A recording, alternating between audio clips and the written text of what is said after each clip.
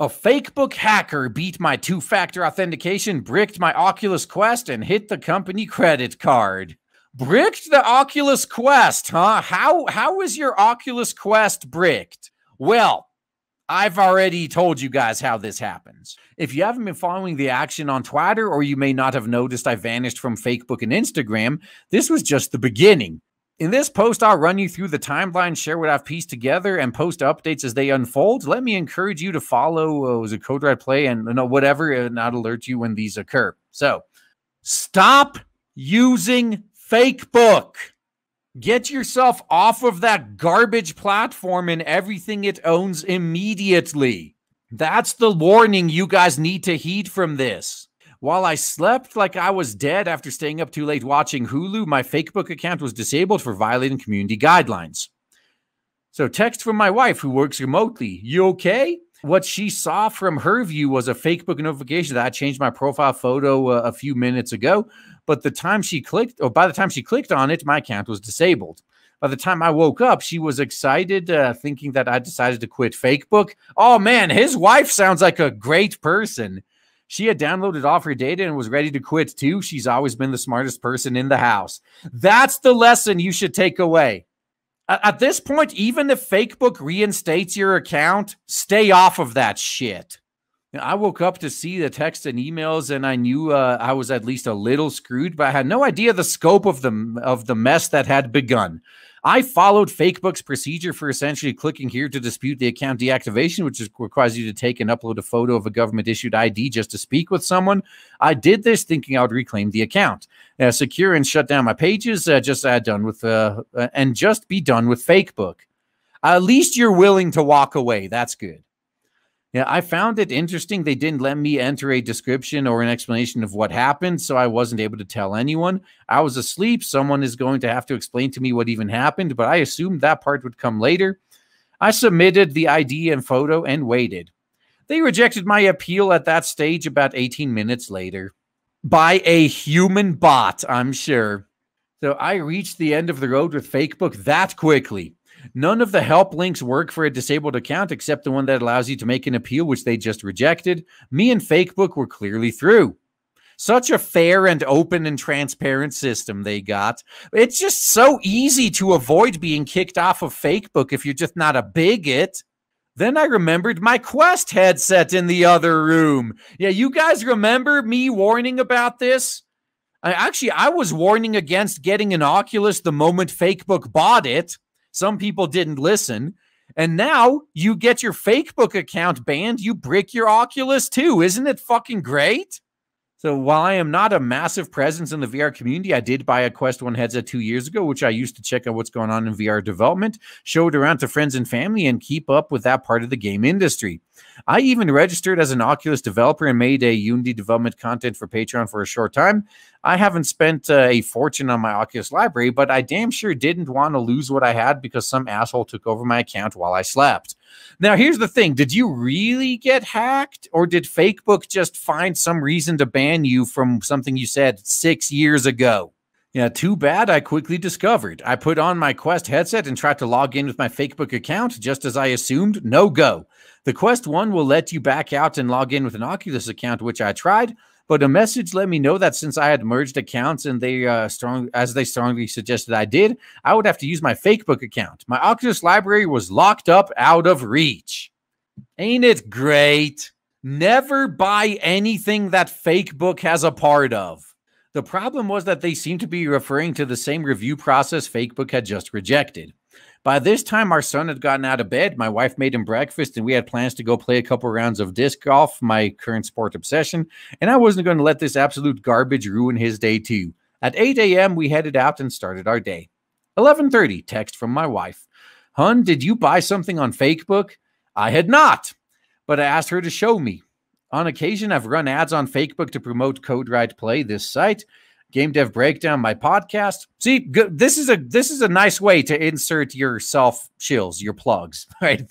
And Inside Video Game Creation, my book. Facebook has a system of only billing you when you reach a certain threshold, so it's not impossible that they were closing up business with my page following my ban and charged the outstanding balance.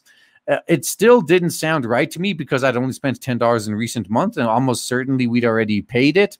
She wisely looked it up and saw Facebook frequently charges for ads in increments of $25 for accounts that don't have higher thresholds, and that matched this charge. We were still out playing, but I told her to get some sleep. I would look it over immediately when I got home. I received no invoice nor the charge notice from Facebook. Dude, if this happens, first off, blacklist Facebook completely as a merchant so they can't just take your money. Look, if you're already banned, what are they going to do? Kick you off the platform until you pay? Even if you legitimately owed them money, make these fuckers take you to court for it if they want it so much. But second off, if you ever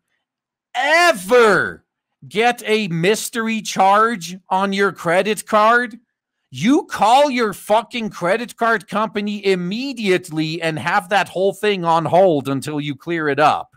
So upon getting back to my laptop, I exhausted every possible avenue to contact Facebook. Their phone number listed in the payments terms and conditions hangs up on you after a short message to visit one of Facebook's help pages. Yeah, Twitter is the same way. None of these companies have phone support anymore. All support actions in those pages require your account to be active, or they'll allow you to start the appeal process, which, again, they'd already rejected. It's just $25, I thought. I can wait for the invoice, verify the amount, and keep working on a way to contact them and resolve. No, shut down that card. My account was hit for another $25. Maybe if you didn't do literally everything wrong. We were far beyond any possibility of legitimate transactions. I called my bank immediately to dispute the charges. They had to cancel the card completely to ensure no further charges would go through. Great. So over the course of the next hour, I pieced together what happened. I want to start by pointing out I use two-factor authentication just about everywhere, and Facebook is not an exception. Regardless, there's no question my account was compromised in the night. Next, this person appeared to add themselves as the new manager to the Code Right Play Facebook page. With that control in place, they uploaded something to my account, maybe a profile photo if my wife's notification was correct, that immediately, if not automatically, resulted in my permanent lockout. I hope I never find out what it was, and I hope no one saw it. Oh, I bet you're going to find out on the business account. With me permanently locked out and no access to my business page, this person uploaded an unassuming video about a product, some camera, and started running ads on it using my payment information. With little doubt, the link on the ads goes to another scam, malware, or whatever their end game is. I reported the ad, the video, the page, and suggested everyone who wanted to help on Twitter do the same. At the time of this writing, it's still up. This is typical Facebook customer support. People have felt the need to point out to me that Facebook bad. Yes. As a tech writer, a game developer, and a content creator, I'm up to speed on this. And yet you still used it. When Terraria developer Andrew Spinks was locked out of Google and briefly threatened to withhold a game from Stadia, my write-up about why the situation was not uncommon at all was one of the most viral takes on the situation, and I was later quoted in The National about the dangers of becoming dependent on big tech. The part where I'm a writer and a content creator in this space also means I don't have much choice but to be there. Now, this I sympathize with. So I'm on a lot of platforms I despise, but I need to be there. I know at any moment I could be kicked off, though. So this has also resulted in a fair amount of online criticisms, some more sensible than others. I've read about why I'm a dumbass on Twitter in 3 different languages in at least 24 hours. And a couple of message boards are discussing how easy it is to hang on to your Facebook account by not being a bigot. Dude, I'm going to laugh so fucking hard when one of these idiots gets their account hacked and the same thing happens to them. I'd throw this right back in their face. Like, maybe you shouldn't have been such a bigot then, huh? So my results varied thanks to the timing. No shortage of friends, family members, and even a few professional colleagues may eventually note that I disappeared. They will all probably wonder if it was something I said. Granted, I didn't do myself any huge favors when I published a book this year saying I understood Facebook's position about Oculus logins, and it didn't bother me much. Well, I call this poetic justice right there. Maybe if you actually took a stand against this shit, you'd still have your Oculus. So update, I'm pretty wounded now. Ruh-roh. When I eventually went back to review the original controversy about Quest headsets requiring Facebook logins, I recall that only the Quest 2 had the requirement that Oculus accounts wouldn't work. As I only have a Quest 1, I decided to throw myself at the mercy of Oculus support. To their credit, they reviewed the situation and agreed to unmerge my Oculus and Fakebook accounts so I could log back into my Quest 1 headset with my original Oculus login. They had no advice on how to resolve the issue with Fakebook. Yeah, and the Oculus account is not going to be available for much longer either. And this is why you never buy hardware that is basically part of a live service that you can be banned from.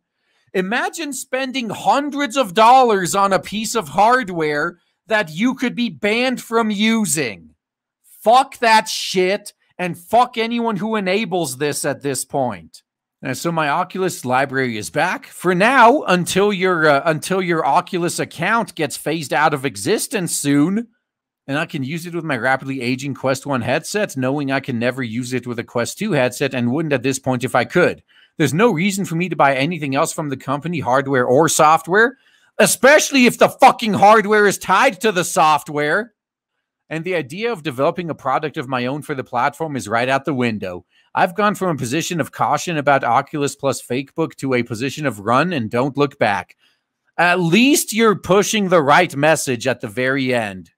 So from here, I have no recourse but to share my experience with others. See if Fakebook tries to defend the ad charge disputes and hope they will shut down the Code Right Play page before the scammer gets angry that my card can't be charged further and puts up more objectionable content or perpetuates additional scams. Personally, I think it's very telling that Fakebook acts so swiftly to block out the original user who can stop an ad scam and so slow to stop a scam ad that they can still bill for. Yeah, that's curious, isn't it?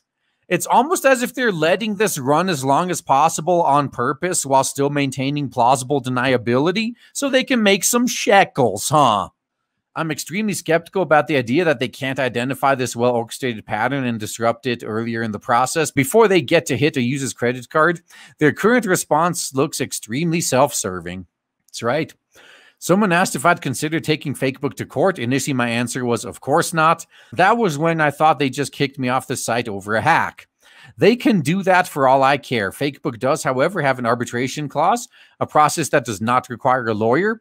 Now I've identified that Fakebook has banned me personally, turned my business entity over to a stranger, and seems to be refusing to act on reports about their abuse on the platform under my name. Would I kick off the arbitration process to get that shut down? I'm actively exploring the possibility. Now, I know this is sad, but this is literally the only way to get Fakebook to act. They will have to do something when they're in court. Actually, this guy, like you said, he's not that hard to contact. His contact info is everywhere. If you yourself have been fucked over by Fakebook, maybe you can join this and make it a class action. Oh man, I am so excited to tell you guys right now that finally, after about a year of build-up and shilling, we have launched Blade Devil on Indiegogo, and so far it is doing so well thanks to awesome people like you. If you haven't backed it yet, then please check the links in the description and check out Blade Devil on Indiegogo. You will not be disappointed.